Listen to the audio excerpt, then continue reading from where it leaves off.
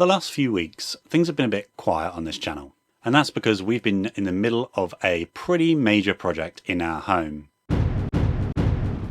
See, we've been lucky enough to get a grant for an ensuite bathroom, if you can call it that, built in the corner of our master bedroom, specifically to make life easier for our disabled son. It's a relatively small space, but like everything else in my home, I wanted it to be as smart and automated as possible. So over the last few weeks, there's been construction work, electrical work, plumbing, and quite a bit of 3D printing. And of course, plenty of smart tech going in. And since a lot of this work involved tearing into our existing bathroom as well, I also took the opportunity to upgrade some of the things in there that had been on my to-do list for a while. So in this video, I'm going to be walking through everything that's been going on. So let's get into it. Hi, I'm James, and I've been building out my smart home for years, with products from just about every manufacturer out there, figuring out what works and what doesn't. Before any of the building work could even start, we actually had to make space in our bedroom. And this is where my recent loft sorting video came in. We basically sorted through years worth of clutter up in the loft, so we could empty the entire master bedroom and move a huge amount of stuff up into the loft so the builders had room to work. So if you've not seen that video yet, I would definitely recommend going and checking it out after this one, or maybe before, because that was a pretty big project in itself and it set the stage for all of the following work. I also reached out to Third Reality a while ago to see if they would be interested in supplying a few devices for this project. Now, they're not sponsoring this video, but they did send over a few bits that turned out to be perfect for this build. They sent over their KM1 Matter over Wi-Fi water leak sensor kit, their R1 Zigbee presence sensor, and one of their Zigbee climate sensors. And those ended up forming the backbone of the smart automation to come in the new bathroom.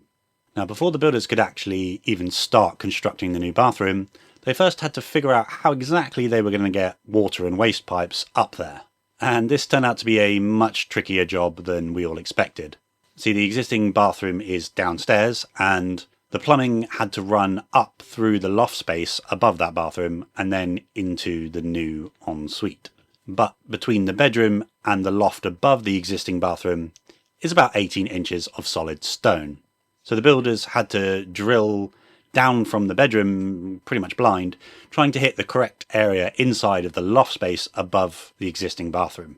And that space wasn't accessible at all, which meant that they had to cut large access holes into the ceiling of the existing bathroom, and even into the side of the shower enclosure so that they could see where the drill was coming through.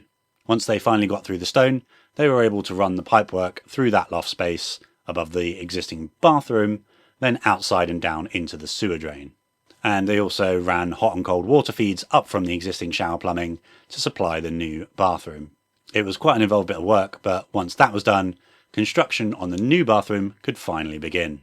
Now, while the builders had the ceiling and walls open in the existing bathroom, I figured this was the perfect opportunity to make a few extra upgrades that I'd been thinking about ever since we renovated this bathroom a couple of years ago.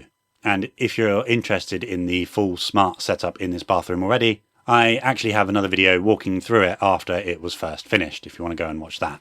But there were a few things that I wasn't completely happy with when it was done. The first was the lighting. Originally, we had 3 IKEA Zigbee GU10 bulbs in a central light fitting. They worked fine most of the time, but occasionally one would disconnect and need rebooting or repairing. And the bigger problem was that all that lighting was coming from the centre of the room, which left other areas a bit dim. Especially in the shower, if you hung a towel over the edge of the glass, it would block the only bulb pointing in that direction. So I decided to switch things up a bit. I got the central light fitting replaced with a downlight, and then used the holes in the ceiling to have cable run for 3 additional downlights, positioned around the room where we actually needed to have more light.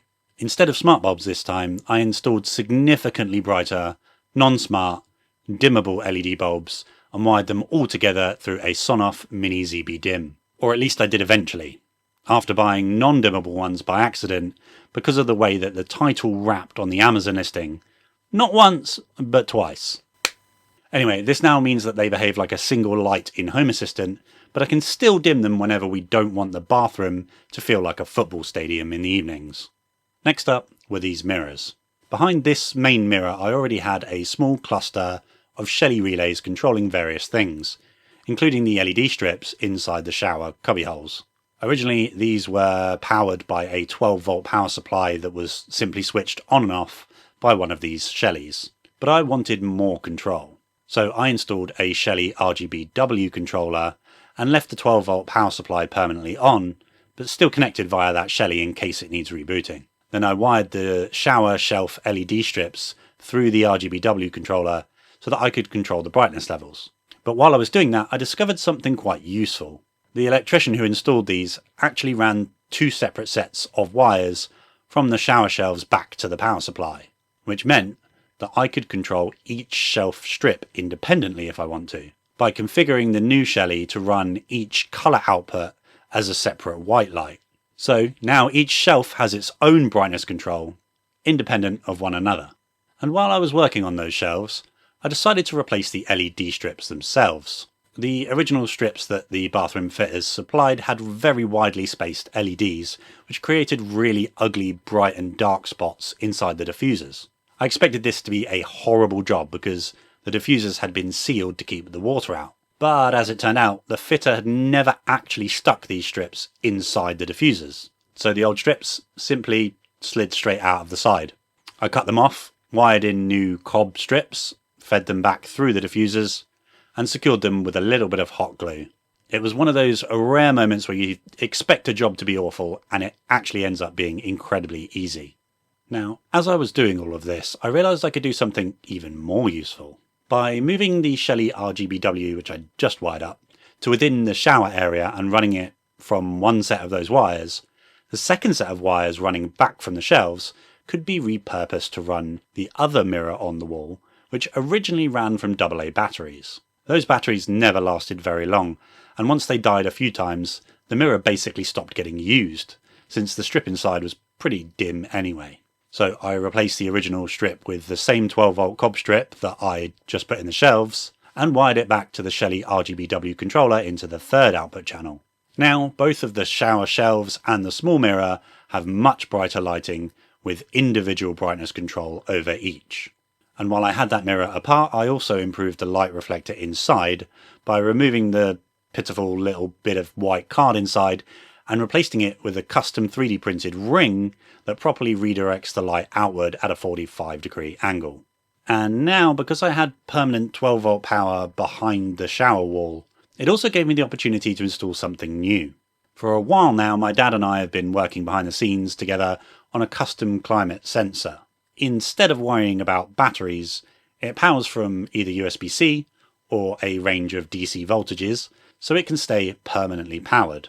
It measures temperature, humidity, pressure, and light levels by default, and it also has the option of an added CO2 sensor. However, one of the features that I really wanted to utilize here was the ability to connect external temperature probes. So I installed one of our climate controllers behind the shower shelves and attached 2 temperature probes directly to the hot water pipes using thermal tape. This allows Home Assistant to know when the shower is in use almost instantly.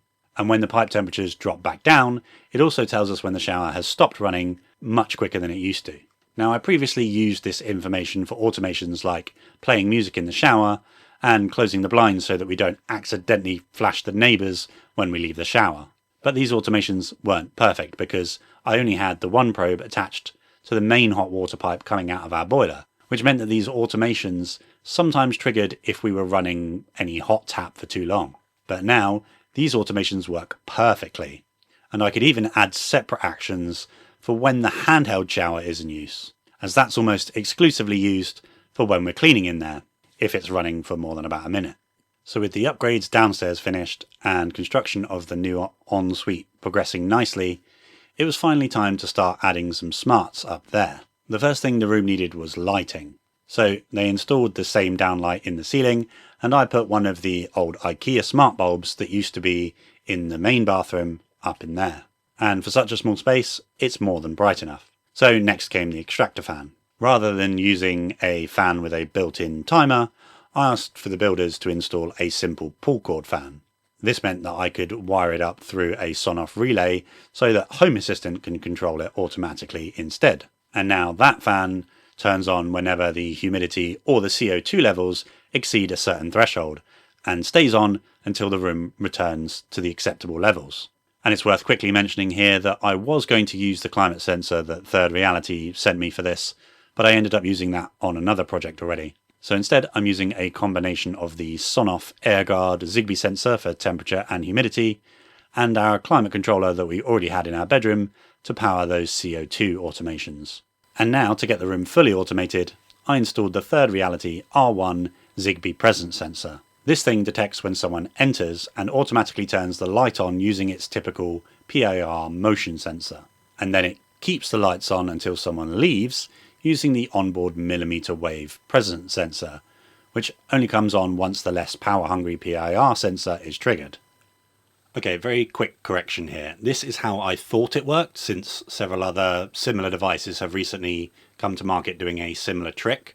But after having used it for a little while, I realised that doesn't seem to actually be the case. It only seems to have that 6 GHz radar sensor, and it relies solely on that, but at a lower polling frequency or something in order to get a sensible battery life. As a result, it does behave a lot more like a motion sensor at the end of the day, which is a bit disappointing. But Third Reality have now agreed to send me their R3 sensor to try instead, so once that arrives and I find a way to wire that in there, I will update you on how that performs.